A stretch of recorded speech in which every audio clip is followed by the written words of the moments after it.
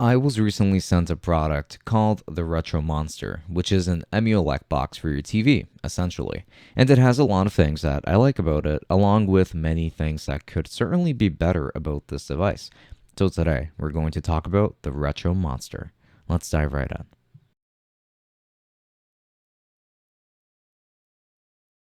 So this is going to come in this really cool carrying case that looks and feels really nice. It fits every accessory you will need, minus a TV, and will have plenty of room to spare on top of that. Inside you will find both PlayStation 2 cloned controllers, but looking inside of the pouch on top, you're going to find the Retro Monster itself. You also get a remote for when you want to use this as a media streaming device, since you can also boot into Android 11, which is really cool. You will also find the power cable and an HDMI cable. The two controllers, like I mentioned, are just PlayStation 2 controller clones and have ABXY instead of the PlayStation layout, which is preferred, it is better, so that is just worth noting. Now, the exterior design of the actual Retro Monster leaves a lot to be desired. Some good things are that it is really small and will fit anywhere. It also has a decent set of I/O. But the print job on the top looks a little bit cheap, and this device does feel really plasticky, lightweight, and cheap. It's not super important since you will be setting this on your desk or TV stand and forgetting about it. I also wish that this had a power button, which I could not find, so I presumed that to power this off, you need to unplug it. But besides that, you get a micro SD card slot, and mine came with a 256GB micro SD card. You will also find two USB ports, an Ethernet port, an audio jack, HDMI, optical port, and a port for the AC adapter. The controllers, like I mentioned earlier, are not my favorite. They are super lightweight, and pressing down on these thumbsticks with little to no resistance is absolutely no fun. These are also battery powered, so you do need AAA batteries on top of what is already offered, which I did not like. So this is something I would definitely like to see be revised in the future. But it is functional, even if the buttons are kind of stiff, the triggers are uncomfortable to reach for, etc.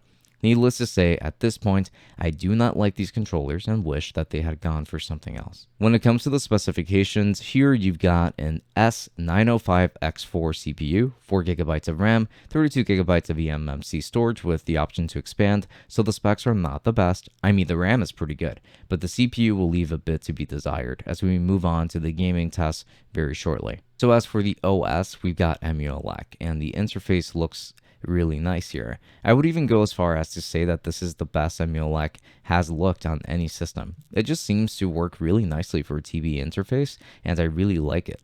And the fact that you can boot into Android to use this as a media device instead, or streaming device, I would say, is really neat also. So some of the value really comes in its emulation capabilities, and also in the fact that you can use this as a streaming box if you want. But this is called the Retro Monster, so let's test out some retro games. So all of these appear to be running on RetroArch, so keep that in mind. No standalone emulators if you're sticking to emulate. The only system that I tested that has a separate emulator is the DS, but anyway, let's begin with SNES Performance. It was pretty good, no audio issues when playing Final Fantasy VI, and the game looked great. I really appreciate the bezels that they added to each system so that it just fills the entire display. I think that that's something more manufacturers should do by default. But overall, you will have a great SNES experience here, and certainly GBA if you wanted that as well. Playing GBA on your TV sounds really, really nice, to be honest. But N64 started to give me some issues. With Mario Kart, a game that I've noticed is a little bit harder to emulate than others, did struggle a bit here. The performance was technically fine, but I would not play this with audio on because the audio stutters a lot here. There are going to be a lot of disruptions like that, and it just won't be the most pleasant experience for many. Not every game gave me audio issues to the same degree, but this one in particular definitely hurts the system's viability for harder to run N64 games. And for the first time in a long time, I decided to test out DS emulation since I believe that we now have enough space to comfortably fit two screens. So I will give it a try. It was okay. There was mostly an issue with the audio as it was stuttering here and there with Naruto Ninja Destiny. I decided to test this game out because it was a 3D title that should tax this device considering its N64 performance, and I have to say that it was a bit better in that regard. I had fun playing and I wasn't bothered too much by the audio here, so I think that this should work fine for a lot of people.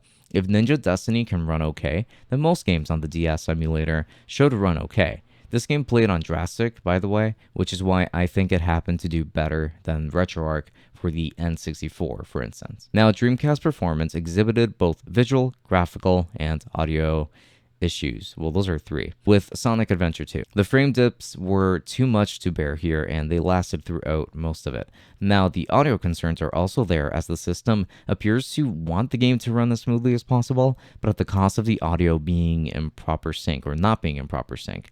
So no, I would not recommend the system for Dreamcast as it just runs it pretty poorly. Other games might run a little bit better, but I don't expect much here considering that even cutscenes, though rendered in real time, simply made the system chug as hard as it did. So the PlayStation 1 experience was totally fine on the other hand. It was pretty smooth playing that one crash racing game, but there were minor audio issues here and there. Keyword on minor. So I think that most games should run mostly fine here, but there will be some issues in some games regarding the audio syncing.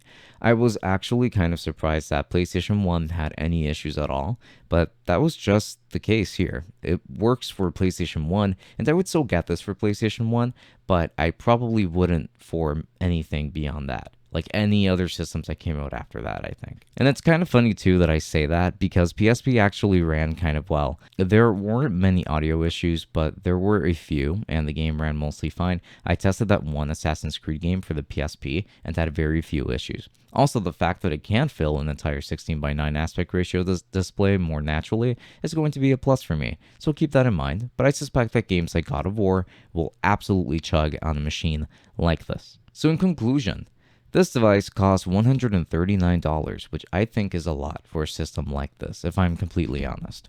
This is because of the build of materials, the quality of the controllers and accessories, as well as the overall performance of this machine. I like the concept behind this, and I would like to see something more powerful from these guys. At least powerful enough to be able to run those systems that it already supports pretty smoothly. So I would like to see a more upgraded chipset and better controllers, really. If I saw that, I think I would be happy. But right now, there are a lot of handhelds at this price or lower that are considerably more powerful and reliable than the Retro Monster.